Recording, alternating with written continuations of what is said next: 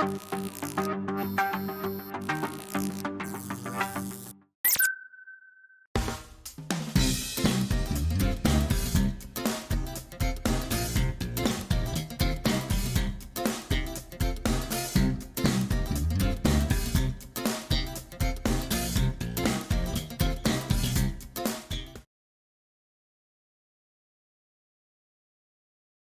解地下咁多 LEGO 嘅？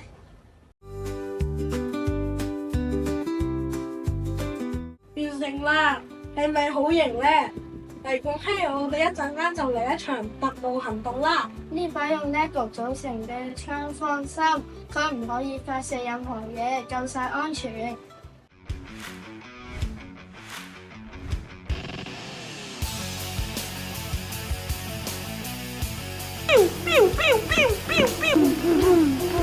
終於見到你啦，黎冠希！呀！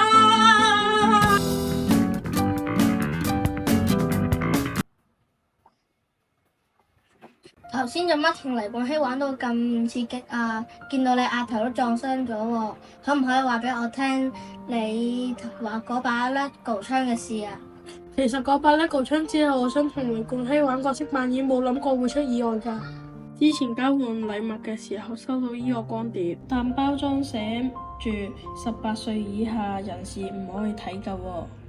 梗係唔可以啦，入面都唔知有咩內容嘅，而且個包裝寫明18歲以下人士都唔可以睇㗎喎。唔使諗啦，睇咗又冇人知嘅，而且可以隨時都唔睇㗎嘛。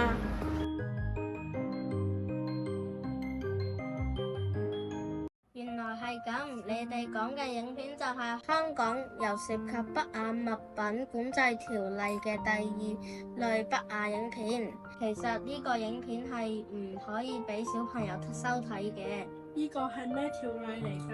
管制條例分為3類，第1類物品就可以向任何人士發布，第2類物品就屬於不雅物品，唔可以向18歲以下人士發布，而第3類物品就屬於由涉及物品，呢樣物品唔可以向公眾發布㗎。原來係咁，咁我而家應該點樣做啊？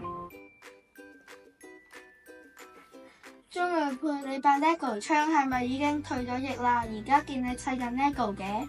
鍾偉佩，上次同你傾完之後，你之前用 LEGO 做嘅玩具其實組裝都唔錯，不如幫我砌一個模型啦，又可以發揮創意，又可以幫一下低年級嘅學生。今次唔再行暴力路線啦，我諗住砌一啲模型俾低年級嗰啲同學溫一下書，等佢哋可以開心咁樣溫書。老師，我已經取消咗追蹤嗰個頻道啦，而家改睇一啲搞笑科普嘅影片，心情好輕鬆啊！太好啦，而家都見你開朗咗好多。係啊，老師教我點樣分別不良嘅內容，改睇正面嘅影片，再專心咁樣做一啲有意義嘅嘢。健康上網好重要，下次有需要揾資料都要睇合適嘅網站。健康上網從小做，資訊素養齊學習，耶！